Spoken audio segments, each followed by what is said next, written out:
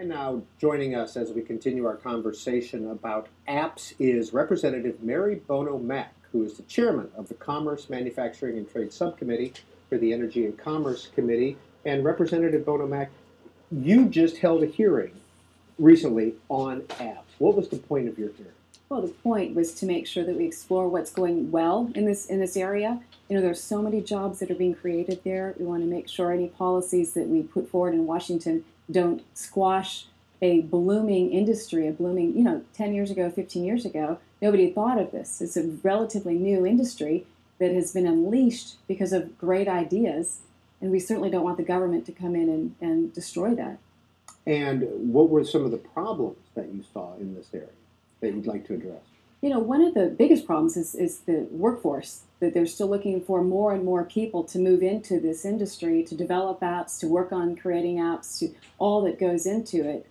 Basically, that's the biggest problem. I think the fears people have, of course, are that somehow we're going to, in Washington, decide that we're going to come in and tell everybody how to do their business or how not to do their business and hurt a growing business. But the only real fear was, workforce issues. The rest of it is nothing but optimism. They're recognizing there's so much growth in this industry that people are more and more turning to apps. You know, I used the example in the hearing sort of as a lighter moment that the other night I was babysitting my grandson, and he started crying, and I did the good thing that any grandparent would do is I went right to my iPad and tried to find the app that would soothe the baby. Were you successful?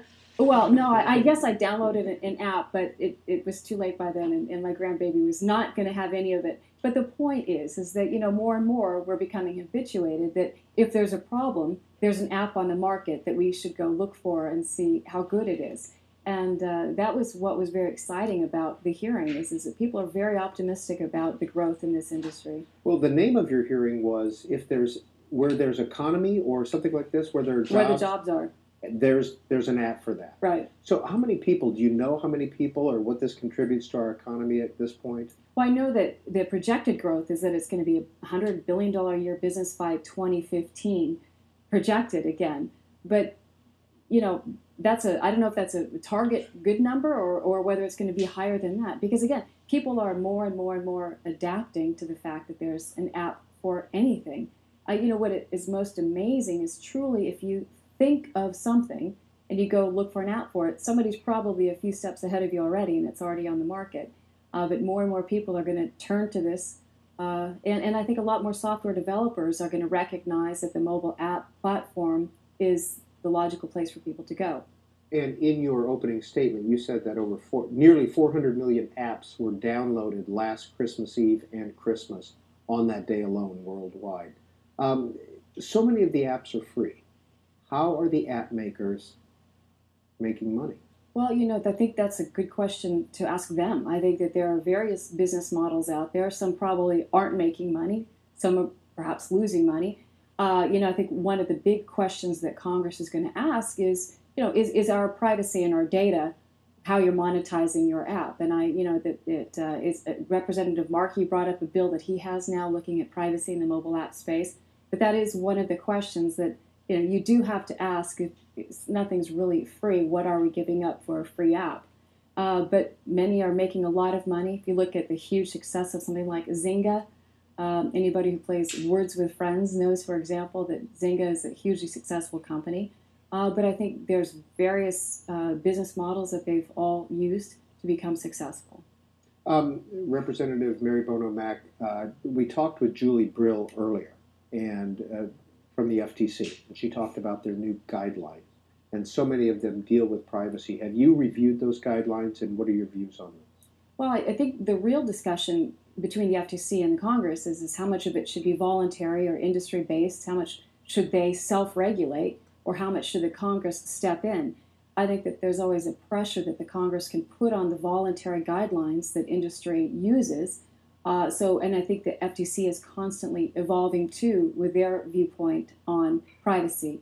I think over the past year or two, we've done a very good job of sort of slowing the need to regulate in the space, because I think we've proven the case that we can stifle innovation if we come in too heavy-handed. So I appreciate that the FTC has taken a sort of this approach that let them self-regulate. Let's give them guidelines to follow.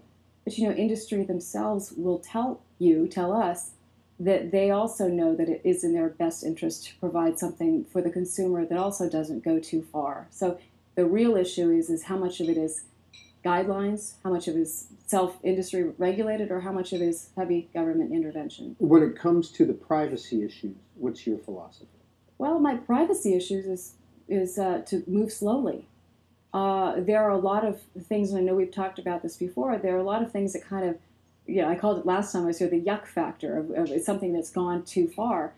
But to this day, it's still, the American consumer is recognizing oftentimes they're giving up their privacy for convenience. The consumer is choosing, again, in many of these cases, and a lot of these apps specifically, right off the bat will say, in order to proceed further, you need to, enable your tracking device. Are you okay with that? And the American consumer will say, yes, because I want this app so badly, it's going to make my life better. I think the Congress, if we step in and stifle innovation before really any harm is done to the American public, I think, my fear is we can hurt a struggling economy further if we're not careful. Last week on this program, we talked with your fellow Energy and Commerce Committee member, Joe Barton, and we talked about the need or potential need for a more comprehensive telecom rewrite or privacy bill. What are your viewpoints on that? Well, Joe Barton's a great member of the committee, and certainly his former term, his term as chairman was taught him an awful lot.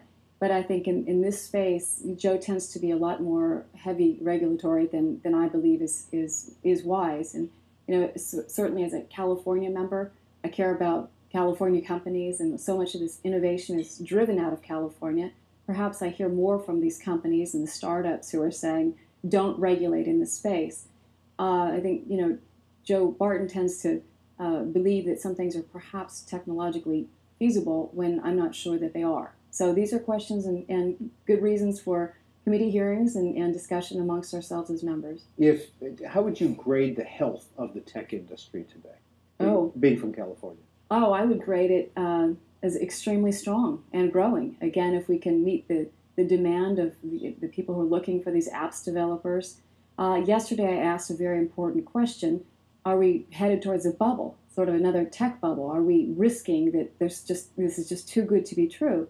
And there's pretty good unanimity that no, this is entirely different, that this is a strong, robust economy that is developing, and that people are optimistic that it is a solid economy, and I believe that to be true.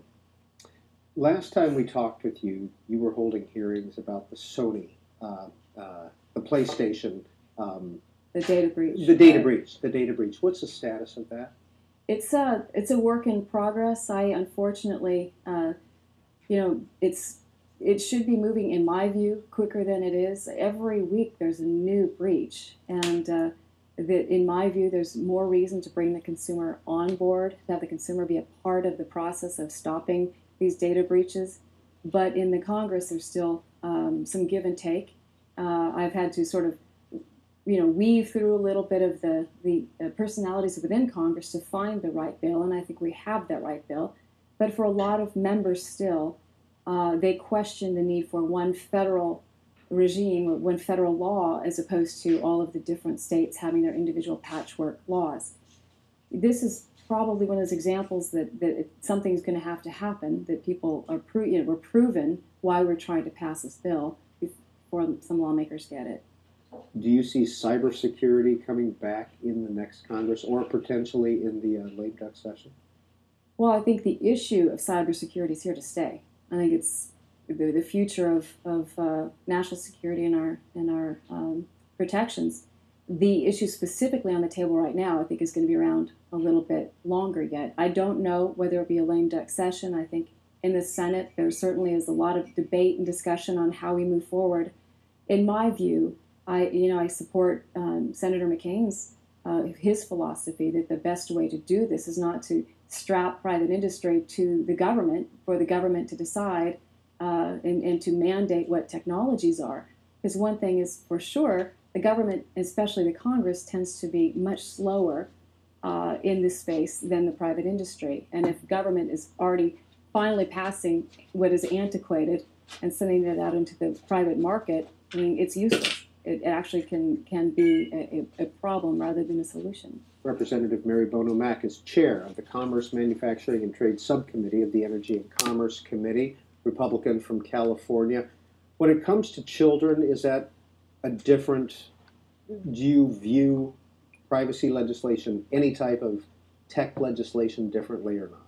Well, we all do, of course. We all agree that our children need to be protected differently.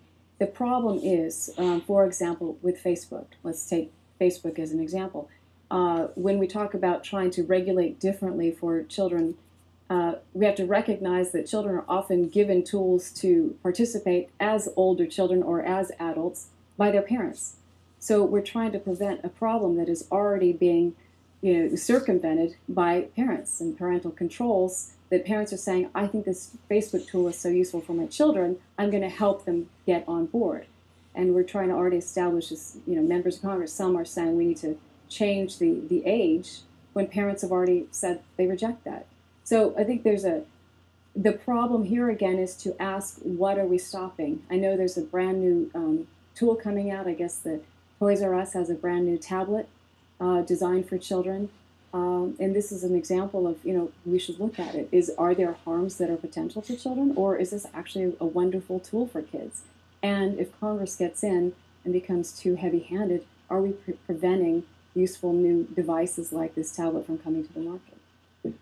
Recently, there's been some articles in the paper about the data sellers, the data brokers, and taking this information from apps or whatever, and then selling it. Do you agree with looking into where that information is going? I have perhaps a little bit different philosophy. I think that every piece of data that we put out on the internet is being collected many places anyway. And I think the consumer should always be very careful about what they're willing to put out there and to put out there. Data brokers who sort of build the databases and combine all of the data and put it together, one does have to ask, is there a healthy purpose for that or not? But again, to me, the consumer needs to recognize if you're putting it out there, somebody is collecting it, period, the end, whether it's a data broker or whether it's an individual app. And if, the consumer cares, they should educate themselves about what might happen to their data and be careful about what they put out there. If Republicans retain control in the next Congress and you remain chair of your subcommittee, what type of issues would you like to look at next time? Well, again, job creation in the space that we're talking now. Apps, I think, are a very exciting place to go, as I've said. It's almost as if somebody invented the microwave oven in the app space, but there are a million offshoots of a microwave oven that are even better and that everybody's using them. So I think we will logically stay in how do we continue to empower businesses to flourish and do well?